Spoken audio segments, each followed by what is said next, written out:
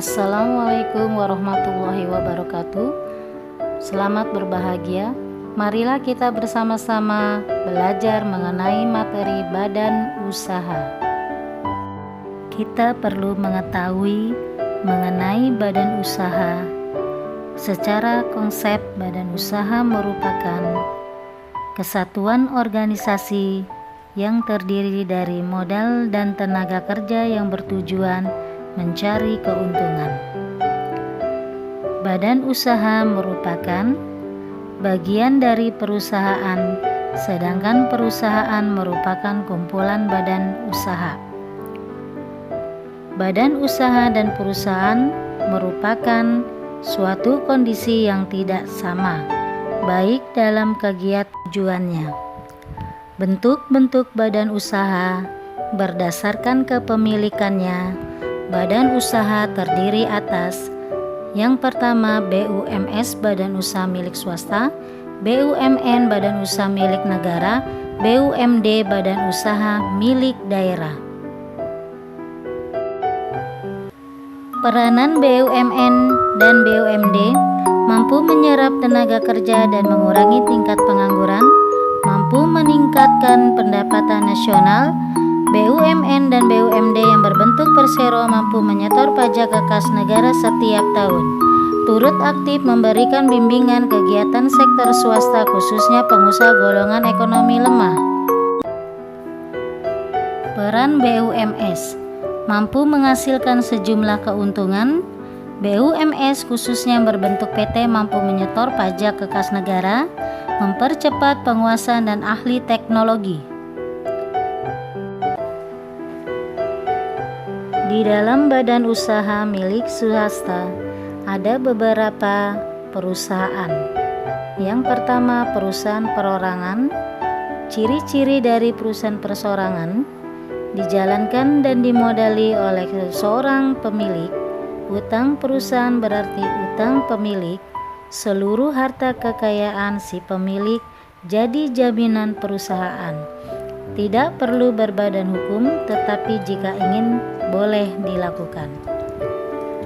Ada beberapa kelebihan di perusahaan perseorangan. Mudah mendirikannya, tidak perlu berbadan hukum, keuntungan menjadi milik sendiri, rahasia perusahaan pasti terjamin. Biaya organisasi rendah karena organisasi tergolong sederhana.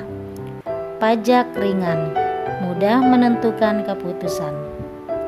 Selain di perusahaan perseorangan memiliki kelebihan, ada beberapa kelemahan, yaitu kelangsungan perusahaan kurang terjamin, modal tidak terlalu besar, perusahaan sulit berkembang, tanggung jawab pemilik atas utang tidak terbatas, keterbatasan kemampuan si pemilik dalam mengelola. Perusahaan bubar, pemilik meninggal.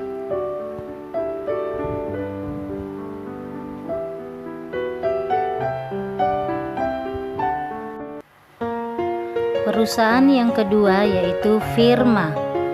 Memiliki ciri-ciri beranggotakan 2 orang atau lebih dengan nama bersama.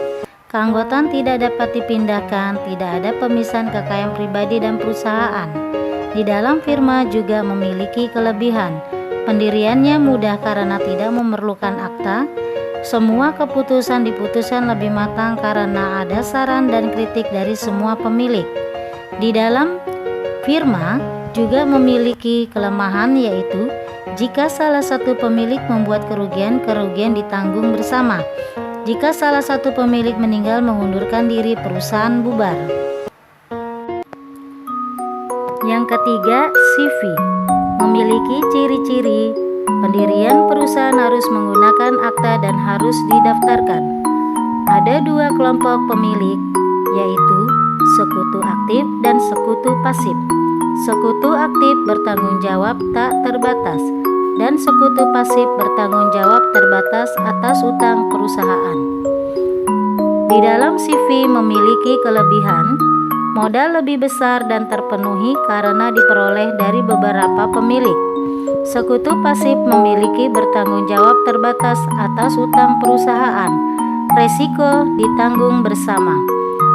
Di dalam CV memiliki kelemahan. Sekutu aktif bertanggung jawab tak terbatas atas utang perusahaan. Kerahasiaan perusahaan tidak terjamin. Mudah terjadi konflik antara pemilik dan modal. Keempat, PT memiliki ciri-ciri modal berupa saham, tanggung jawab pemilik saham terbatas, berbadan hukum, modal dan ukuran perusahaan besar. Di dalam PT memiliki kelebihan, tanggung jawab pemilik atas utang perusahaan terbatas hanya sebesar modal yang disetorkan. Di dalam PT memiliki kelemahan, proses pendiriannya sulit dibanding badan usaha lain, kerahasiaan badan usaha kurang terjamin. Bentuk badan usaha milik negara terdiri dari Perum dan Persero.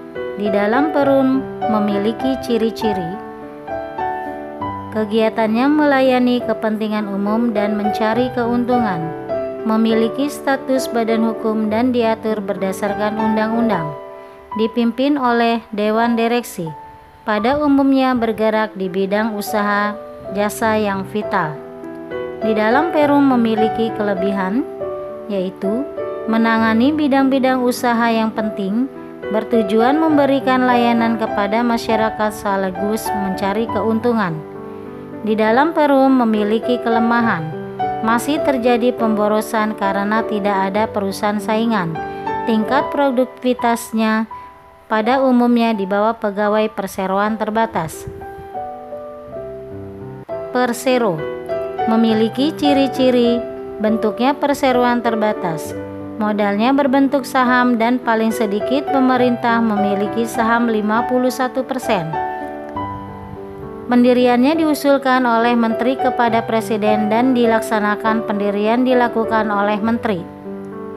Di dalam Persero, kelebihan ada beberapa, yaitu bertujuan mencari laba. Laba yang didapat digunakan untuk kepentingan negara dan masyarakat. Pada Persero kinerjanya lebih efisien karena Persero tidak mendapat fasilitas dari negara. Di dalam Persero memiliki kelemahan. Adanya program privatisasi oleh pemerintah memungkinkan Persero untuk dikendalikan oleh badan usaha swasta asing. Adanya pajak atas badan usaha berbentuk Persero. Kerahasiaan. Ciri-ciri badan usaha milik daerah didirikan berdasarkan peraturan daerah Perda. Seluruh atau sebagian besar modalnya milik pemerintah daerah. Contoh badan usaha milik daerah adalah Bank Pembangunan Daerah (BPD), Perusahaan Daerah Air Minum (PDAM), Perusahaan Daerah Angkutan Kota (Bus Kota). Demikianlah pembelajaran kita mengenai materi badan usaha. Semoga materi yang sudah saya sampaikan dapat bermanfaat bagi kita semua. Salam, selamat belajar dan tetap semangat. Assalamualaikum warahmatullahi wabarakatuh.